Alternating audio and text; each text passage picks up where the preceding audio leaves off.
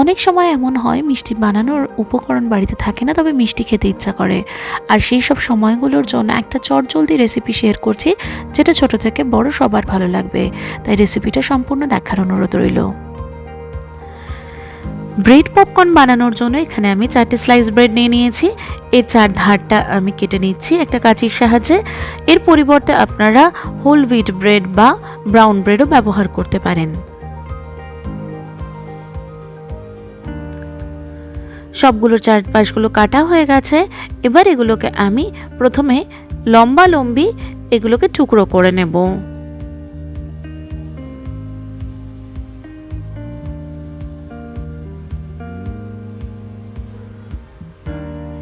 এবার সেগুলোকে আবার ছোট ছোট পিসে কেটে নেব। আমি মোটামুটি চৌকো শেপ দিচ্ছি, আপনারা আপনাদের ইচ্ছে মতো শেপ দিতে পারেন। এরকম ছোট ছোট টুকরোই কেটে নিতে হবে। এভাবে সবগুলো কেটে নিচ্ছি। সবগুলো ব্রেডের পিস কাটা হয়ে গেছে। এবার এগুলোকে একটা বাটিতে নিয়ে নিচ্ছি আর চলে যাচ্ছি পরবর্তী স্টেপে। এখানে একটা ফ্রাইং প্যান আমি গরম বসিয়ে দিয়েছি। খুব বেশি গরম করবেন না।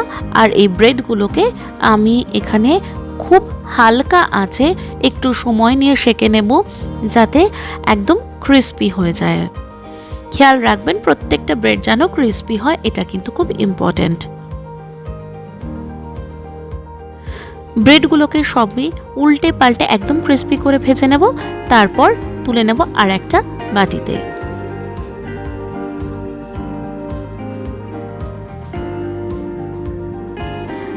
দেখুন আমি সব ব্রেডগুলো ভেজে তুলে নিয়েছি একটা পাত্রে।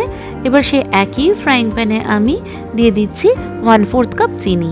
চিনিটা দেওয়ার পরে গ্যাসের ফ্লেম একদম লো রেখে এটাকে ক্রমাগত নাড়তে হবে, যাতে কোনো দিক যেন পুড়ে না যায়। আর এই সময় কিন্তু গ্যাসের ফ্লেম অলওয়েজ কমই রাখবেন। চিনিটা মেল্ট হতে শুরু করেছে। খেয়াল রাখবেন এই সময় না নাড়তে থাকলে কিন্তু নিচে চিনিটা ধরে যেতে পারে। চিনিটা মেল্ট হয়ে একটা কালার চলে আসলে এর মধ্যে দিয়ে দেবো আমি 1 টেবিল স্পুন বাটার। আর এরই সাথে আর একটা জিনিস আমি অ্যাড করব, সেটা হচ্ছে 1/2 কাপ মিল্ক। এখানে আমি দুধটা কিন্তু একবারে দিচ্ছি না, প্রথমে অল্প দুধ দেওয়ার পরে ভালোভাবে এটা মিক্স করতে থাকবো। খেয়াল করলে দেখতে পাবেন যে এখানে চিনিটা এই সময় একটু একটু দলা পাকিয়ে যাবে। তবে চিন্তার কোনো কারণ নেই, হিট পেলে এবং ক্রমাগত নাড়তে থাকলে আবার চিনিটা মেল্ট হয়ে সসের সাথে একদম মিশে যাবে।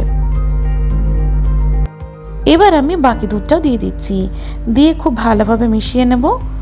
একটা টফি সসের মতো এটা তৈরি হয়ে যাবে। তার জন্য আর একটু জল দিয়ে দেব। এবার একদম ঠিকঠাক রং এসে গেছে। এর মধ্যে এখন দিয়ে দেবো আমি আগে থেকে টোস্ট করে রাখা সেই পাউরুটিগুলো, দিয়ে খুব ভালোভাবে আমি নাড়াচাড়া করে নেব। তবে খুব বেশিক্ষণ কিন্তু গ্যাসের মধ্যে রাখবেন না, তাহলে এটার যে ক্রিস্পিনেস সেটা কিন্তু আস্তে আস্তে চলে যাবে। এটাকে ভালোভাবে কোট করে নিয়ে গ্যাস বন্ধ করে দেব। এবার ওই পাউরুটির টুকরোগুলো আমি একটা প্লেটের মধ্যে দিয়ে একটু ছড়িয়ে দেব, যাতে একটার সাথে আর একটা না লেগে থাকে। ঠান্ডা হয়ে গেলে এটাকে সার্ভ করে দিতে পারেন।